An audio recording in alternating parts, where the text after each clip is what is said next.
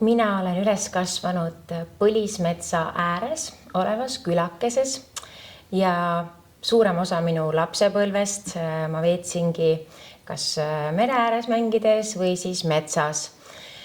Metsas olid meil erinevad onnid, mida suuremaks me kasvasime, seda ägedamaks läksid onnid.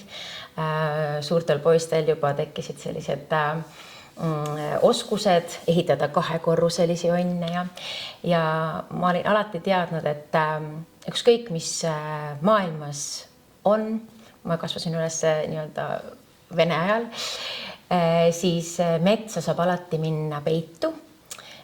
Mets annab varju ja kui täitsa halvasti on, et küll sealt leiab midagi söödavatki.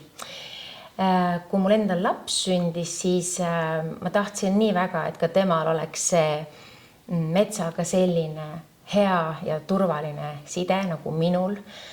Ja ma meelega võtsin ta kaasa juba väga väikesest peale metsa ja jalutasime nii-öelda sisse tallatud rajalt kõrvale meelega ja otsisime väljapääsu looduse märkide järgi.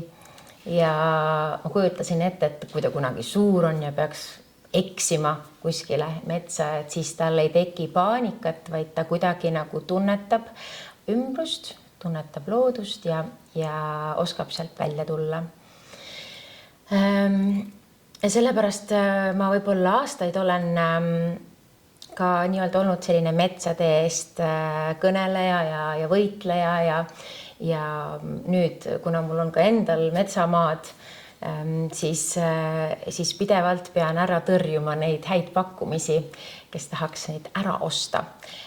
Lihtsalt selle mõttega, et oleks seda metsa, oleks seda puhast õhku ka tulevikus. Ja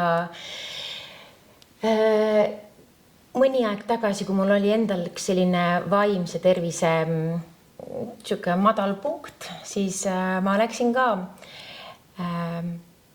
nii-öelda laia loodusesse otsima seda tõde, kuna mõtted peas olid läinud juba nii välja kannatamatuks.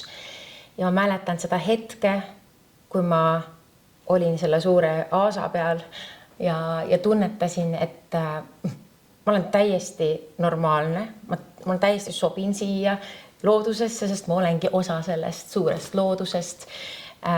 Ma ei ole hiigel suur, ma olen tegelikult päris väike tükikene sellest. Ja see andis kuidagi hästi sellise hea ja maandatud tunde. Ma olen täitsa kindel, et päris paljud mured, eriti vaimse tervise mured võib-olla, saaksid lohutust, kui minna vastuseid otsima loodusesse.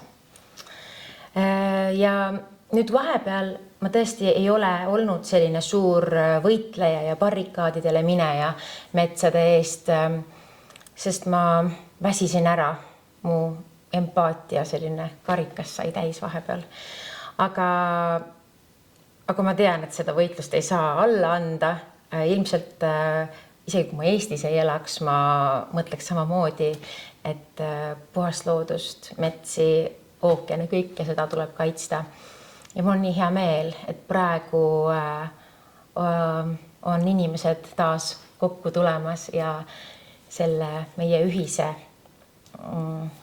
ruumi, puhta ruumi eest võitlemas.